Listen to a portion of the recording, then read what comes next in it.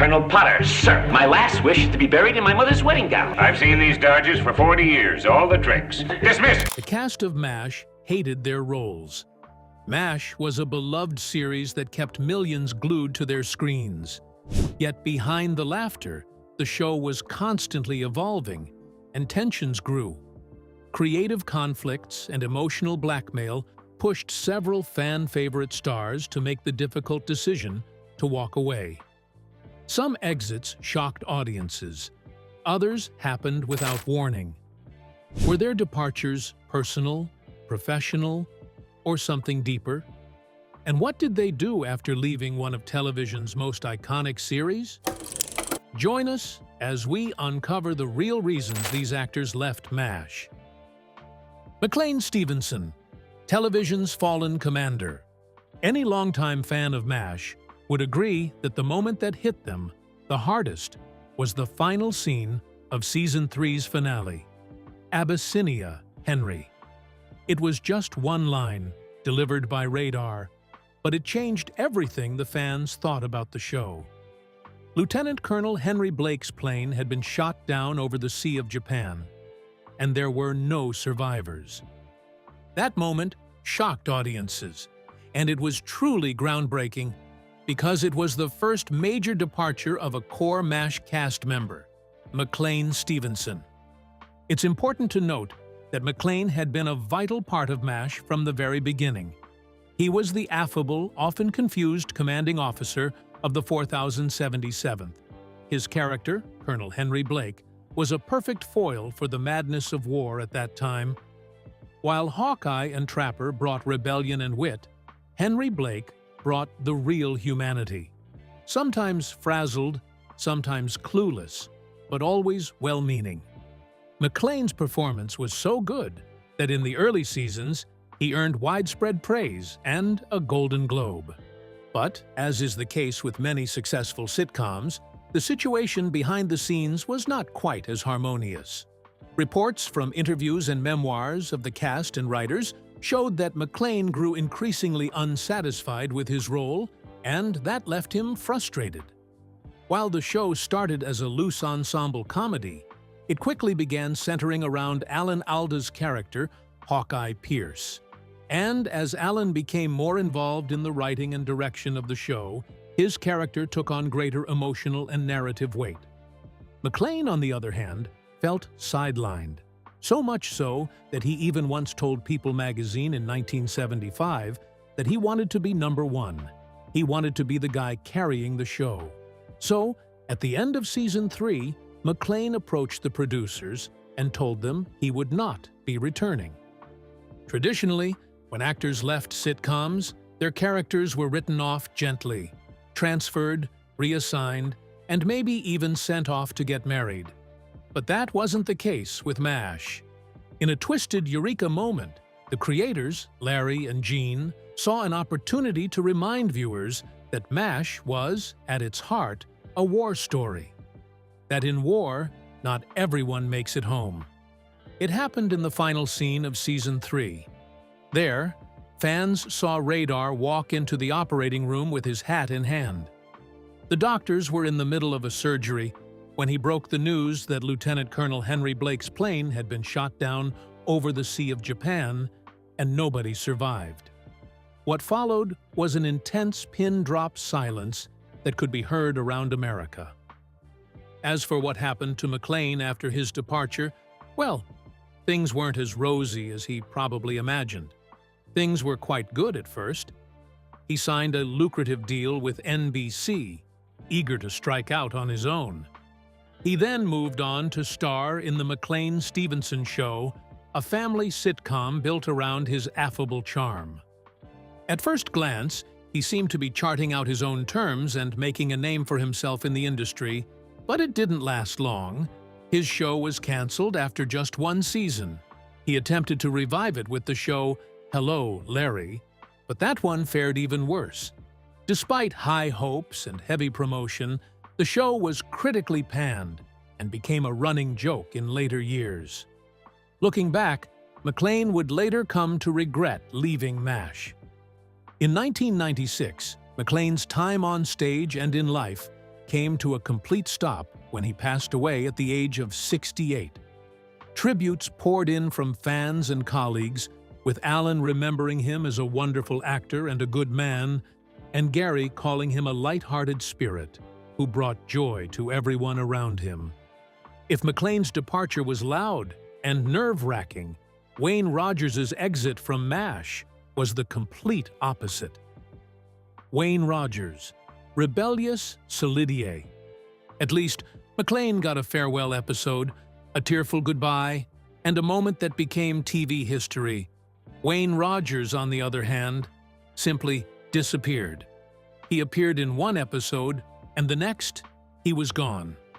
There was no explanation, and certainly no closure. Wayne played Trapper John McIntyre, one half of the original comedic duo that defined the early seasons of the show. He and Alda's Hawkeye Pierce were the life of the 4077th, literally. The chemistry between the two was magnetic, and audiences loved them for it, especially when they decided to throw in their fast-paced banter. But again, all was not rosy behind the laughs. Tension was secretly brewing. It turned out that Wayne had agreed to star on MASH under the impression that it would be a true ensemble show, with equal screen time for the core cast. But to his dismay, much of the spotlight somehow began to shift toward Allen's character. It soon became clear that Allen's Hawkeye became more than just a co-lead. He was now the moral center of the show, the emotional anchor. At first, he didn't mind Allen's success.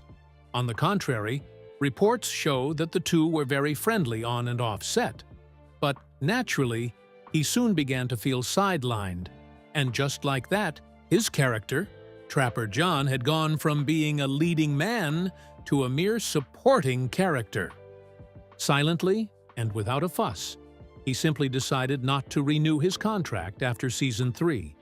In fact, the producers didn't even know he was officially gone until shortly before filming began for Season 4. Wayne was promptly slammed with a lawsuit. But things got even more unusual. Apparently, Wayne's contract with the show was never formally signed to begin with, which means all along he'd been working on a handshake deal. This meant that when the producers threatened to sue him for breach of contract, they had no legal footing, as he hadn't broken anything. Wayne's departure was very sudden, and it left the writers scrambling, trying to find a replacement. As a result, they had to rework the opening of Season 4, explaining in the first episode that Trapper John had been discharged while Hawkeye was on leave. The reaction from the audience was brutal. Since the producers were scrambling to do damage control, they managed to replace Wayne with Mike Farrell as B.J. Honeycutt, a character written to be more grounded, emotionally complex, and perhaps less rebellious than Trapper.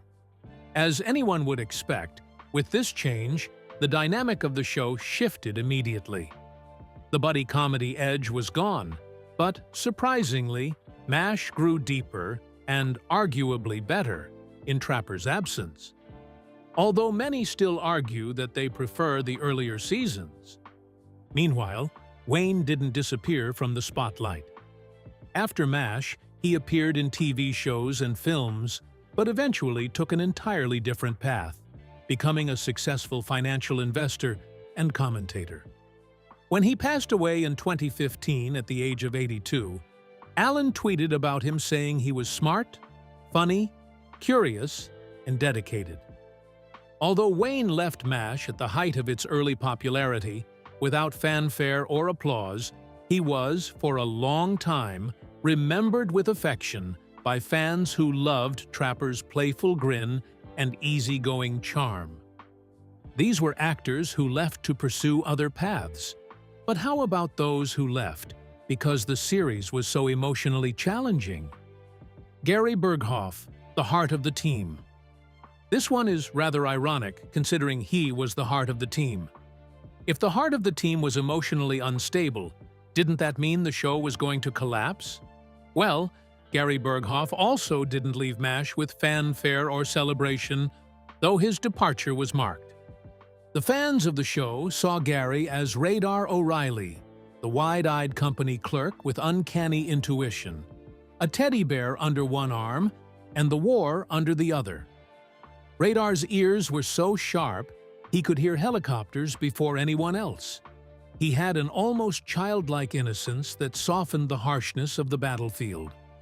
And while Hawkeye and Trapper broke rules and Henry Blake fumbled through leadership, Radar was the glue, the soul, and some might even say the emotional heartbeat of the team. But what many didn't know was that the actor behind that soft voice and nervous smile was slowly crumbling under the weight of it all. Gary was the only actor to reprise his role from the original 1970 MASH film, and in doing so, he brought a vulnerability to Radar that didn't exist in the film. The movie version of Radar was more mischievous, but on TV, Gary worked Radar into something unforgettable. In fact, his performance was so iconic that he was often considered irreplaceable. But being considered irreplaceable and actually being irreplaceable are two very different things. By the 7th season, cracks began to appear. The calm Gary was struggling, both personally and professionally. The grueling production schedule of the show, combined with his own perfectionism, began to wear him down. He had long battles with anxiety and depression, something that rarely made headlines at the time, but deeply affected his ability to cope with the demands of filming. Then there was the pain of being away from his family. By the late 70s, Gary was married and had a young daughter. But the long hours on set meant he was constantly away from home. And he even later admitted that missing his daughter's early years felt like a mistake he never stopped regretting. In a 2018 interview, co-star Mike Farrell recalled that Gary had emotional problems. He always felt that he wasn't getting the attention or appreciation he deserved. But he probably underestimated how much his co-stars all respected him. Beyond family, there were also contractual disputes arising from the fact that Gary wanted better pay, more flexibility, and less screen time so he could manage his personal life. The producers were well aware of how central Radar was to the show, so they tried to accommodate him as much as possible. At one point, Gary was even granted more time off and fewer appearances per season. But it wasn't enough for him. Emotionally, he was done. And so, in 8 seasons, he made the difficult decision to leave the show for good. But this time, unlike Wayne, the show didn't let him slip away quietly. Even though it was far from loud, Radar got a 2-part farewell episode titled Goodbye Radar, one of the most heart-wrenching storylines in the series. In it, Radar returned from leave to discover the team was falling apart in his absence. At first, he instinctively tried to fix everything, just like always, but in the end, he realized it was time to move on. His mother needed him back home, his community farm was in trouble, and, perhaps, Radar had finally grown up. Radar's MASH exit is one of the most emotional on the show, and in contrast to other departing performers, it happened on screen. The final scene of the episode was a lonely Radar, walking away, his teddy bear left behind on Hawkeye's bunk. That moment was as emotional as it was touching, and it said everything the show couldn't put words to. And the audience felt that loss because watching him leave felt like saying goodbye to our own innocence. Gary later explained that he left for 2 reasons: his family and the burnout. He wanted to pick up the pieces of his life, and who could blame him? Gary currently lives a quiet life. Every now and then, fans will spot him at a convention or read a rare quote, and they remember the kid with the soft heart and the big ears who could hear choppers before anyone else. Gary had good reasons to leave, but even the man who played one of TV's most hilarious villains didn't want to stay. Larry Linville, the hated villain. Larry Linville inherited the role of Major Frank Burns from Robert Duvall, who played the part in the 1970 movie. Those were tough boots to fill, but Linville became a memorably nasty villain on MASH's small-screen adaptation. Frank was a judgmental, self-absorbed, and selfish figure who was widely despised by the whole team. He was also strictly by the book, meaning he naturally hated Hawkeye and Trapper. The only person who actually liked Frank was Margaret, played by Loretta Swit, with the two having an ongoing affair despite the fact Frank was married. As the show progressed further, Frank's one-note villainy began to stand out in the worst possible way. While fans watched other characters deepen, Frank remained stuck in a loop. His insecurities never evolved. If anything, they increased, and his prejudices were never challenged. As it turns out, Larry started to feel the strain since he was an actor with far more range than he was allowed to show. By the end of Season 5, Larry made the decision not to renew his contract. He wasn't fired, and definitely wasn't pushed. He simply walked away, recognizing that MASH was growing beyond his character's limited function. And the ripple effect was quite obvious. When he left, the show was free to explore more layered moral conflicts. There was no longer a need for a cartoon villain. The comedy could come from irony and humanity rather than slapstick and cruelty.